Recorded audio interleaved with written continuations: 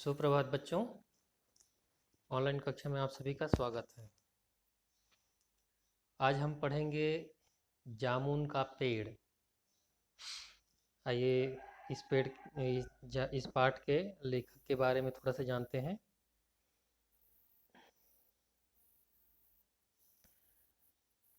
इस पाठ के लेखक का नाम है कृष्ण चंद्र, है ना। आइए थोड़ा सा देखते हैं। जन्म हुआ है इनका सन 1914 में पंजाब के फरीदाबाद गांव, जिला गुजराकलां। इनकी प्रमुख रचनाएं हैं एक गिरजा, एक खंदक, यूकेलिप्टस की डाली। ये क्या है? कहानी संग्रह है ये शिकस्त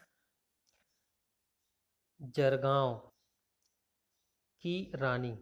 शिकस्त जरगांव की रानी। सड़क वापस जाती है, आसमान रोशन है, एक गधे की आत्मकथा, अन्नदाता हम वहसी हैं, जब खेत जागे, 52 पत्ते, एक वायलिन समंदर, एक वायलिन समंदर के किनारे, एक वायलिन समंदर के किनारे, कागज की नाव, मेरी यादों के किनारे। ये सभी के सभी क्या है? उपन्यास है। सम्मान इनको क्या क्या सम्मान मिला है वो देखते हैं। साहित्य अकादमी सहित बहुत से पुरस्कार इनको मिला है। इनकी मृत्यु हुई है 1977 में। प्रेमचंद के बाद जिन कहानीकारों ने कहानी विधा को नई ऊंचाइयों तक पहुंचाया, उनमें उर्दू कथाकार कृष्णचंद्र का नाम महत्वपूर्ण है। प्रगतिशील लेखक संघ से उनका गहरा संबंध था, जिनका असर उनकी रचनाओं में स्पष्ट रूप से झलकता है। कृष्णचंद्र ऐसे गिने चुने लेखकों में आते हैं जिन्होंने बाद में चलकर लेखन को ही रोजी रोटी का सहारा बनाया, अर्थात रोजगार बना लिया। कृष्णचंद्र की प्राथमिक शिक्षा पुंछ, अभी कहाँ है? जम्मू कश्मीर में हुई। उच्च शिक्षा के लिए वे 1930 में लाहौर आ गए और फॉरमैन क्रिश्चियन कॉलेज में प्रवेश लिया। 1934 में पंजाब विश्वविद्यालय से उन्होंने अंग्रेजी में एमए किया। बाद में उनका जुड़ाव फिल्म जगत से हो गया और अंतिम समय तक वे मुंबई में ही रहे।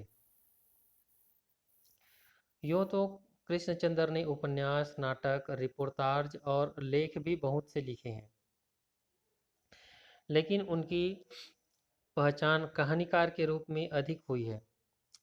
महालक्ष्मी का पुल, आईने के सामने आदि उनकी मशहूर कहानियां हैं। उनकी लोकप्रियता इस कारण से भी है कि वे व्याख्यात्मक, काव्यात्मक काव्यात्मक रोमानियत अर्थात काल्पनिकता, है ना, और शैली की विविधता के लिए अलग मुकाम बनाते हैं। कृष्णचंद्र उर्दू कथा साहित्य में अनूठी रचनाशीलता के लिए बहुचर्चित रहे हैं। वे प्रगतिशील और यथार्थवादी नज़रिए से लिखे जाने वाले साहित्य के पक्षधर थे। यथार्थवादी मतलब वास्तविकता, है ना। जामुन का पेड़ कृष्णचंद्र की एक प्रसिद्ध हास्य व्यंग्य कथा है। ठीक है, ये क्या है? हास्य व्यंग्य। पढ़ने से हमको हंसी भी आएगी और हमारे जो शासन व्यवस्था है ना, उसके ऊपर एक व्यंग्य भी है ना। हास्य व्यंग्य के लिए चीज़ों को अनुपात से ज़्यादा फैला फुलाकर दिखाने की परिपाटी पुरानी है और यह कहानी भी उसका अनुपालन करती है। इसलिए यहाँ घटनाएं अतिशयोक्तिपूर्ण और अविश्वसनीय जान पड़े तो कोई हैरत नहीं। विश्वसनीयता ऐसी रचनाओं के मूल्यांकन की कसौटी नहीं हो सकती, है ना। प्रस्तुत पाठ में हंसते हंसते ही हमारे भीतर इस बात की समझ पैदा हो जाती है कि कार्यालयी तौर तरीकों में पाए जाने वाले, कार्यालय मतलब सरकारी कार्यालयों में, है ना, तौर तरीकों में पाए जाने वाले वाला जो विस्तार कितना निरर्थक और पदानुक्रम मतलब एक के बाद एक जो अलग अलग छोटे पद, फिर उसके बाद बड़े पद, उसके बाद फिर बड़े पद, ऐसा करके जो रहता है ना, तो पदानुक्रम कितना हास्यास्पद है। बात यहीं तक नहीं है रहती, इस व्यवस्था के संवेदन शून्य एवं अमानवीय होने का पक्ष भी हमारे सामने आता है।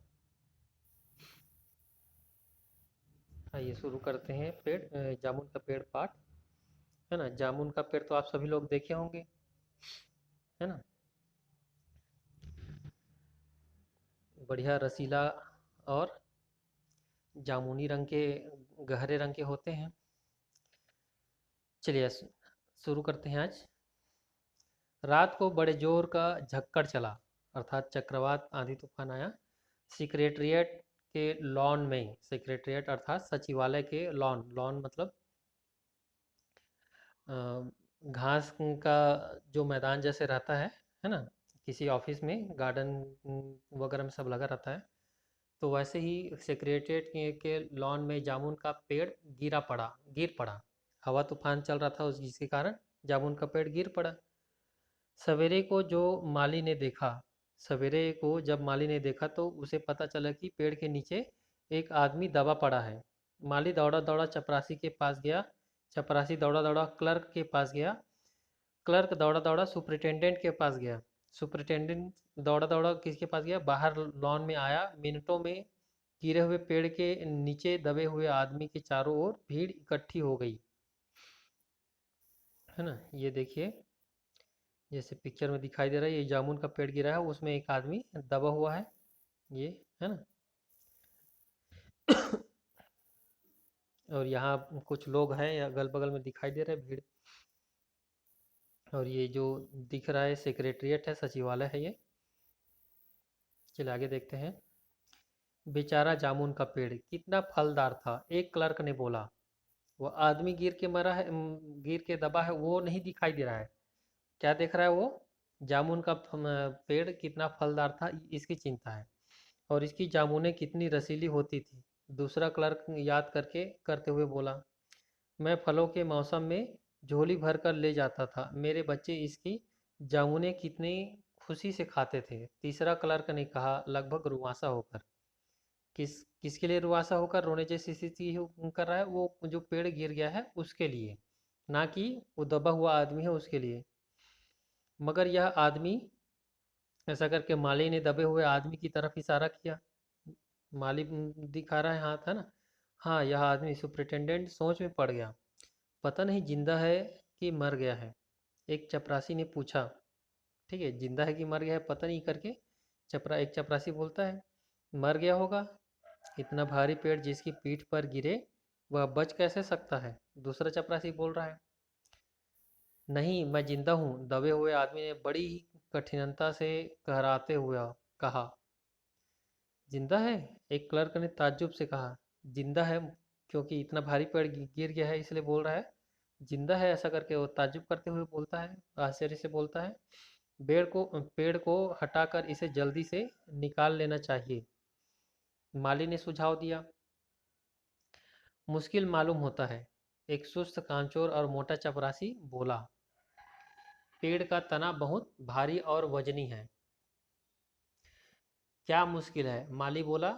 अगर सुपरिटेंडेंट साहब हुक्म दे तो अभी 10-20 माली, चपरासी और क्लर्क लगाकर पेड़ के नीचे दबे हुए आदमी को निकाला जा सकता है, करके बोलता है माली, है ना। माली ठीक कहता है। बहुत से क्लर्क एक साथ बोल पड़े, लगाओ जोर, हम तैयार हैं, करके सभी क्लर्क बोलते हैं, है ना। एक साथ बहुत से लोग पेड़ को उठाने को तैयार हो गए। उस पेड़ को उठाने के लिए बहुत सारे, लगभग 20-25 के आसपास लोग हैं, है ना, तो वो उठाने के लिए तैयार हो जाते हैं। फिर ठहरो, सुपरिटेंडेंट बोलता है, मैं अंडर सेक्रेटरीट से पूछ लूँ। ठीक है, अंडर सेक्रेटरीट को क्या कर लेता हूँ, पूछ लेता हूँ कि इसको हटाना है नहीं हटाना है करके। सुपरिटेंडेंट अंडर सेक्रेटरी के पास गया। अंडर सेक्रेटरी डिप्टी सेक्रेटरी के पास गया, डिप्टी सेक्रेटरी ज्वाइंट सेक्रेटरी के पास गया, ज्वाइंट सेक्रेटरी चीफ सेक्रेटरी के पास गया, चीफ सेक्रेटरी मिनिस्टर के पास गया, मंत्री के पास गया। मिनिस्टर ने चीफ सेक्रेटरी से कुछ कहा, चीफ सेक्रेटरी ने ज्वाइंट सेक्रेटरी से कुछ कहा, ज्वाइंट सेक्रेटरी ने डिप्टी सेक्रेटरी से कहा। डिप्टी सेक्रेटरी ने अंडर सेक्रेटरी से कहा। फाइल चलती रही ऐसे ही। ठीक है। फिर इसी में आधा दिन बीत गया। ठीक है, सुबह जब देखता है तो ये सब करते करते ही आधा दिन बीत गया, दोपहर हो गया। दोपहर के खाने में दबे हुए आदमी के चारों ओर बहुत भीड़ हो गई थी। लोग तरह तरह की बातें कर रहे थे। कुछ मनचले मनचले क्लर्कों ने समस्या को खुद ही सुलझाना चाहा। वे हुकूमत के फैसले का इंतजार किए बिना पेड़ को अपने आप हटा देने का निश्चय कर रहे थे कि इतने में सुपरिटेंडेंट फाइल लिए भागा भागा आया। बोला, हम लोग खुद इस पेड़ को नहीं हटा सकते, हम लोग व्यापार विभाग से संबंधित है। ठीक है, वो जो सचिवालय है, जो ग्राउंड है, मैदान है, वो किसका है, किस विभाग का है? व्यापार विभाग का है ना। यह पेड़ की समस्या है, और ये जो पेड़ गिरा है तो ये पेड़ की समस्या है, तो ये कृषि विभाग के अंतर्गत आएगा, उसके अधीन आएगा। अधीन मतलब उसी के अंदर में, है ना। मैं इस फाइल को अर्जेंट मार्क करके कृषि विभाग में भेज भेज रहा हूँ। वहाँ से उत्तर आते ही इस पेड़ को हटवा दिया जाएगा करके वहाँ से आदेश आया है। मंत्री बोलता है व्यापार विभाग के, है ना। दूसरे दिन कृषि विभाग से उत्तर आया कि पेड़ व्यापार विभाग के लॉन में गिरा है, इसलिए इस पेड़ को हटवाने या न हटवाने की जिम्मेदारी व्यापार विभाग पर पड़ती है। वो भी अपना पल्ला झाड़ दिया कृषि विभाग, है ना, क्योंकि ये हमारा लॉन, हमारे हिस्से का लॉन नहीं है करके बोल देता है ना।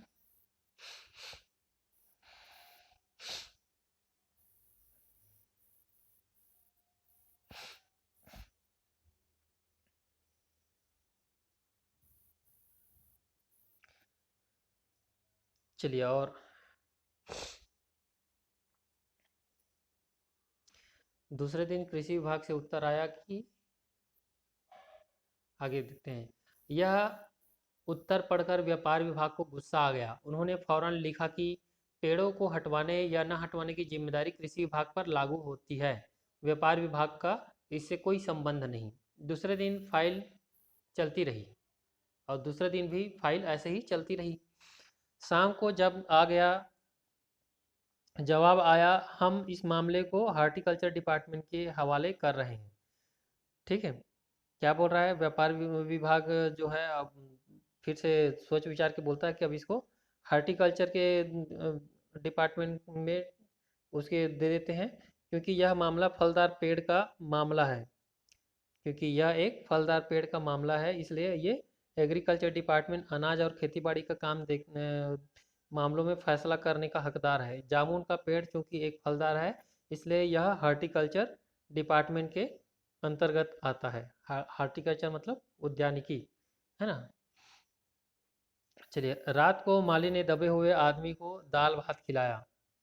ठीक है, जो दबा हुआ आदमी है उसको माली ने दाल भात खिलाया, जबकि जबकि उसके चारों ओर पुलिस का पहरा था कि कहीं लोग कानून को अपने हाथों में लेकर पेड़ को खुद से हटवाने की कोशिश ना करें।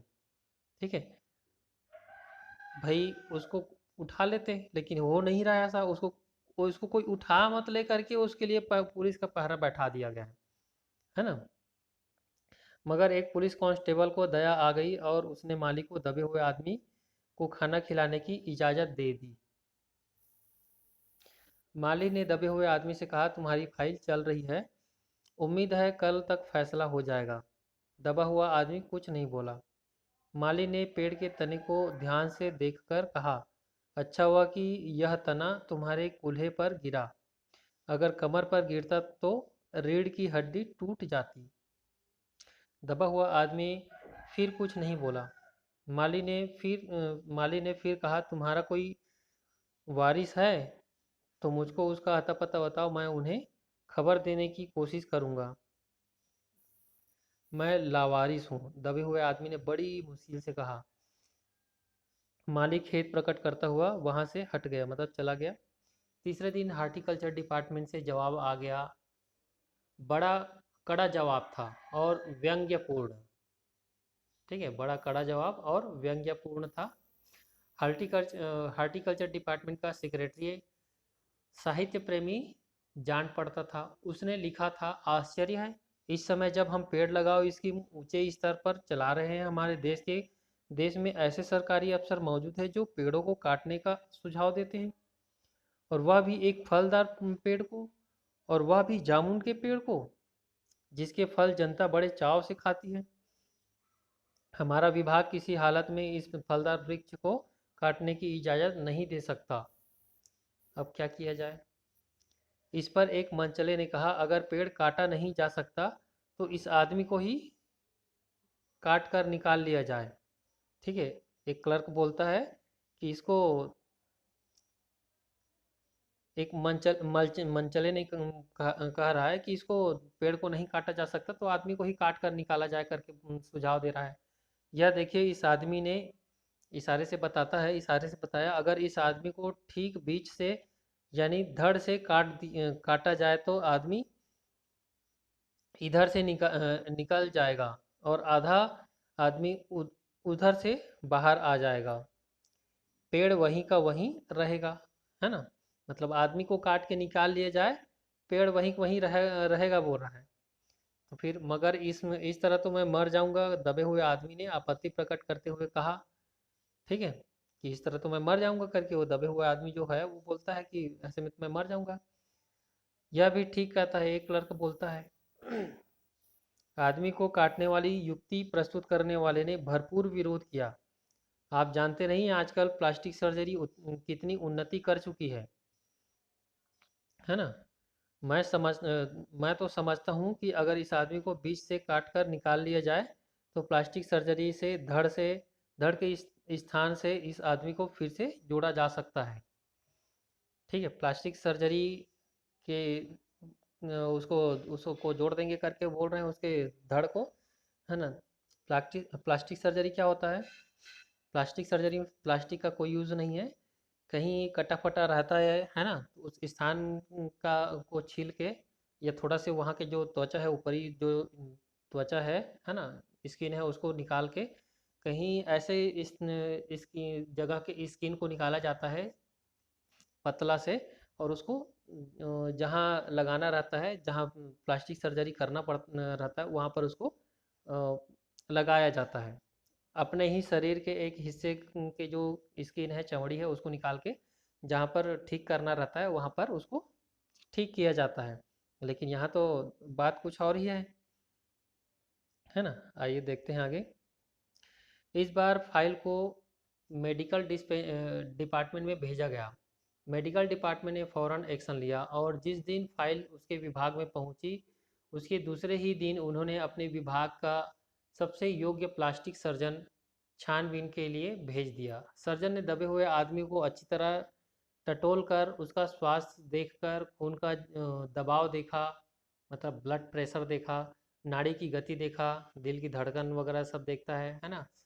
नब्ज को चेक करता है, दिल और फेफड़ों की जांच करके रिपोर्ट भेज दी कि इस आदमी का प्लास्टिक ऑपरेशन हो तो सकता है, और और ऑपरेशन सफल भी होगा, मगर आदमी मर जाएगा करके बोलता है।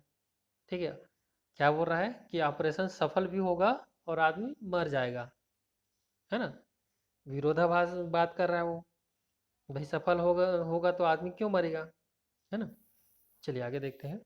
इसलिए यह फैसला भी रद्द कर दिया गया। रात को माली ने दबे हुए आदमी के मुंह में खिचड़ी डालते हुए उनसे बताया कि अब मामला ऊपर चला गया है। सुना है कि कल सेक्रेटरिएट के सारे सेक्रेटरियों की मीटिंग होगी। उसमें तुम्हारा केस रखा जाएगा। उम्मीद है सब ठीक हो जाएगा।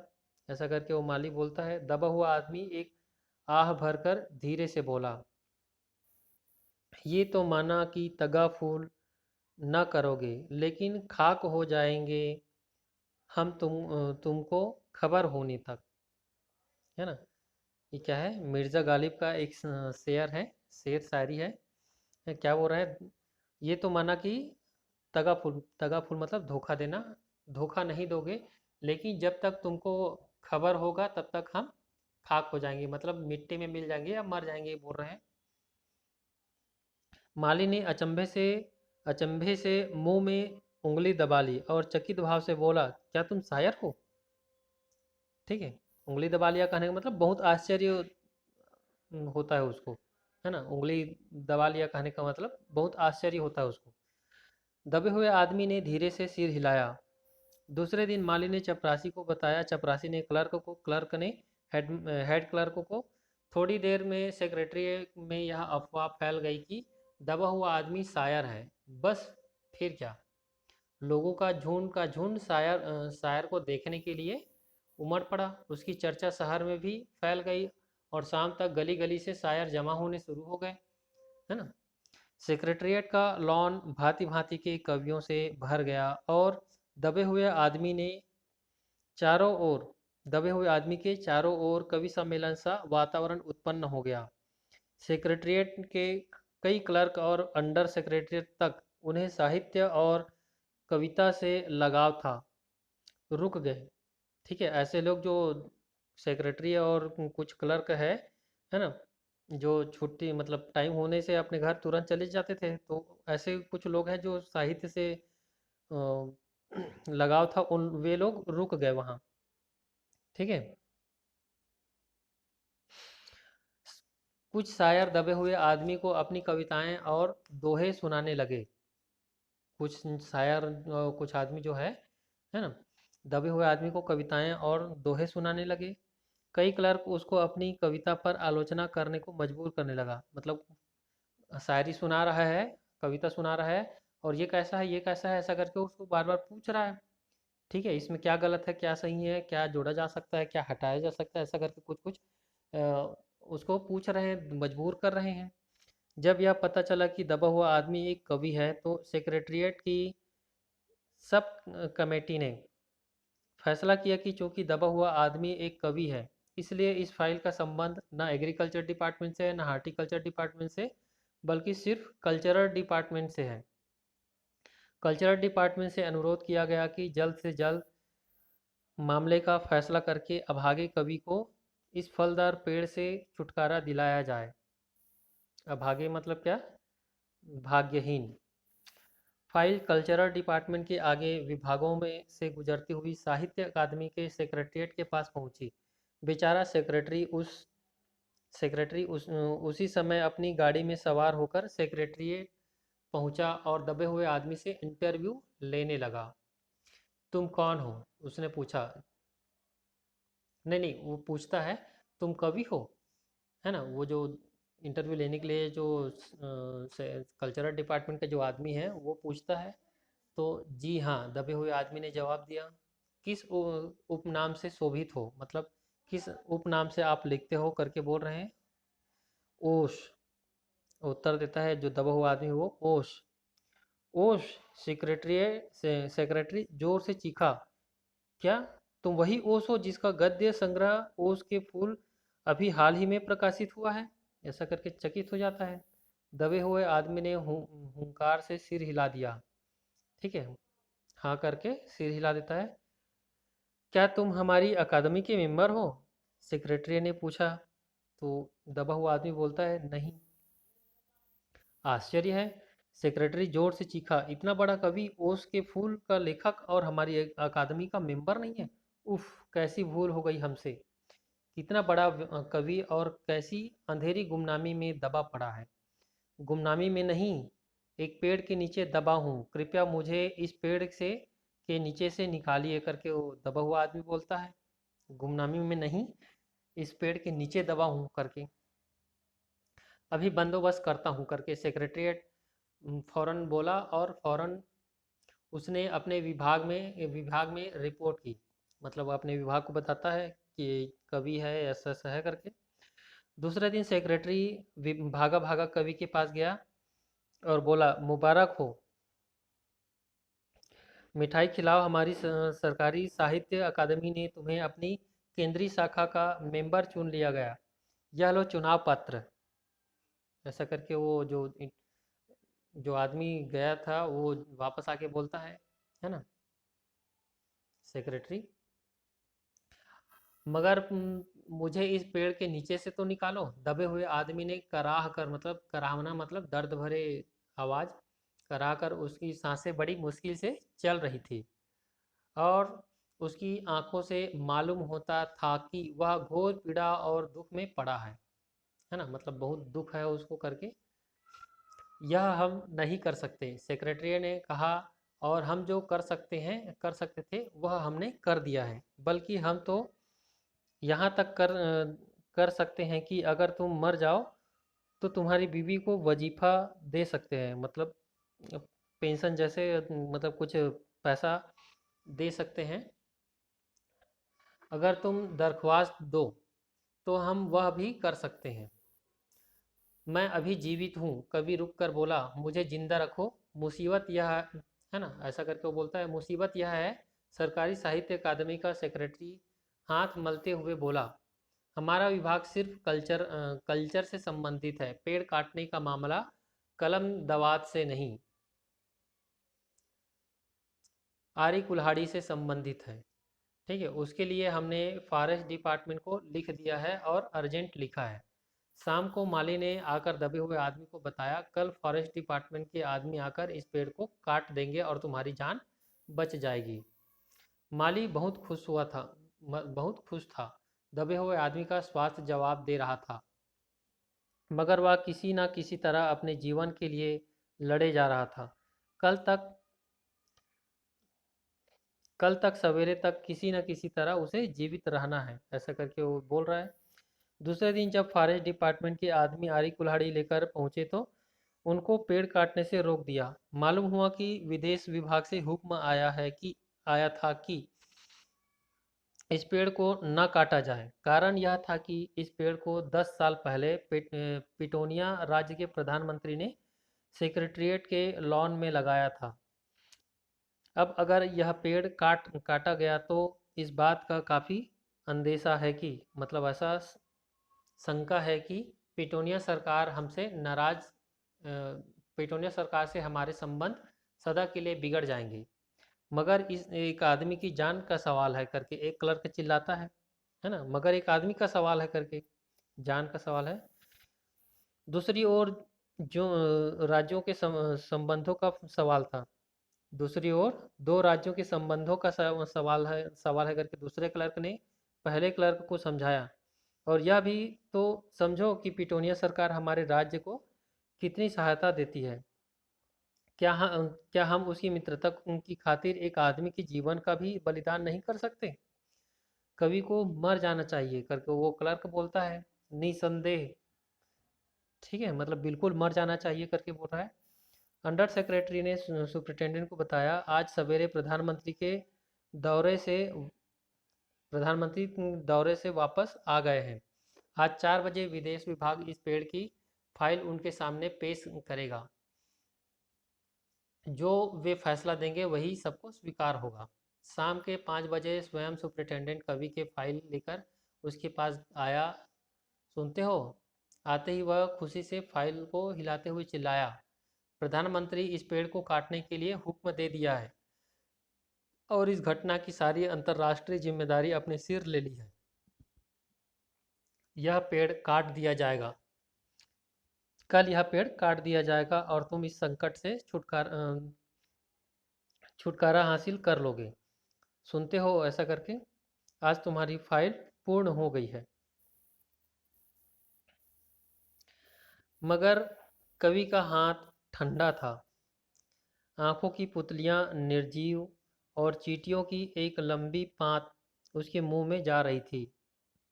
है ना, मतलब वो इधर उधर, अब उसकी पुतलियां इधर उधर देख नहीं रहा है ना, हिलडुल नहीं रही है उसकी पुतली।